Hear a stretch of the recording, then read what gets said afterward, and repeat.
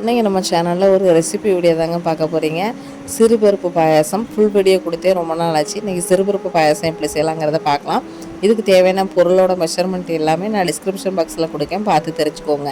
இது வந்து சிறுபருப்பு ஒரு 2 விசில் வச்சு வேக வச்சு எடுத்துருவோம். இப்போ அதே குக்கரில் ஒரு 2 மணி நேரம் நம்ம வந்து ஊற வச்ச ஜவ்வரிசியை ஏலக்காய் போட்டு வேக வைக்கலாம்.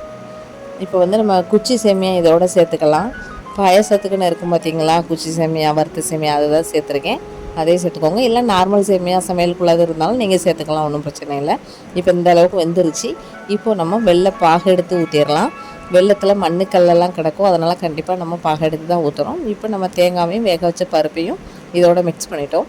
இப்போது ஒரு தாளிப்பு கரண்டியில் தேவையான அளவுக்கு நெய்யும் நம்ம முந்திரி திராட்சை சேர்த்துருக்கோம். நட்ஸ் ஐட்டம் எதுனாலும் நீங்கள் விருப்பப்பட்ட சேர்த்துக்கலாம். இதை வந்து இப்போ நம்ம பாயசத்தோடு மிக்ஸ் பண்ணிடலாம். அவ்வளோதாங்க, ரொம்ப சிம்பிளான முறையில் ஒரு சிறுபருப்பு பாயசம் ரெடி ஆயிடுச்சு. இப்போ வந்து நான் சாப்பிட போகிறேன்.